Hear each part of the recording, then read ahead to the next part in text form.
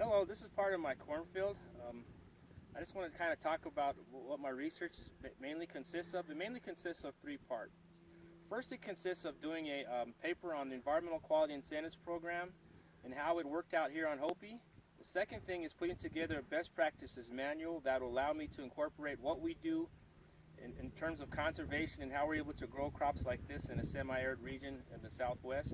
And the last thing I wanted to do was most important to me is I wanted to put together an illustrated guidebook, Hopi Farmers and Children's Guidebook, that would show some of our traditional techniques so that the father or the uncle could show the kids how things are done or how things will look as they progress as they're planting in crops.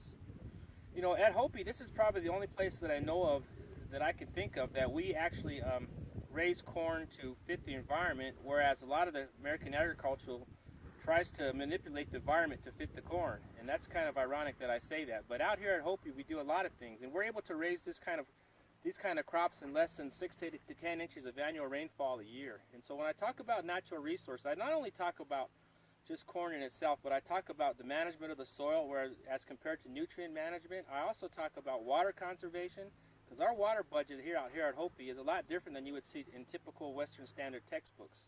Everything that we do around here revolves around one principle, and that's soil moisture. So all of our plants and all of our techniques completely revolve around soil moisture. And so the spacing of our plants, as you can probably see in the background, is about 10 feet apart. You know, we plant in clumps where we put about 8 to 10 kernels in the soil, and we thin out to 6 to 7 after they get to a certain height.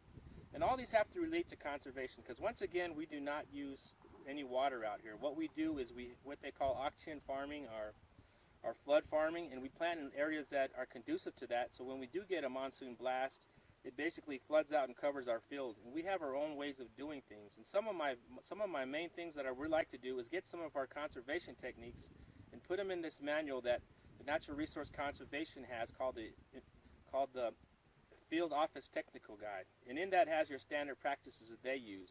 But I would like to have our practices incorporated into that so that we're able to better use that program.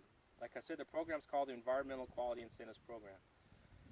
And so, this is my cornfield, and like I said, this is kind of an off year, but then again, you know, this is who we are. And what this shows us is that how resilient we are. And, you know, everybody says, well, where's the science behind this? Well, the science is proven because I'm here. You know, we have over 1,000 years of doing the same type of things. When I look at pictures as far back as 1890, and I compare them to the ones that I've taken, it's pretty much the same practice. The only thing that really hasn't changed that much is the processes. Sometimes we use a modified planter, and sometimes we use a different type of blade than you would see, like a moldboard plow, to cultivate our fields. That only takes about 2 inches off the soil. And I think that's very important. You know, like I said, the processes have changed, but why we do this, the principles have not changed for over 1,000 years. And so hopefully, generation after me, and what I leave behind with some of my work that I'm doing and some of my research that I'm doing, will allow us to carry on to the next generation, because that's what's important. So these plants are like a community to me. They're raised in clusters just like a community, and they need to be looked at as a community.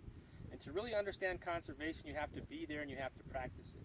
There's a lot of great people out there writing a lot of good scientific journals, but unfortunately, those don't help the communities like I'm from.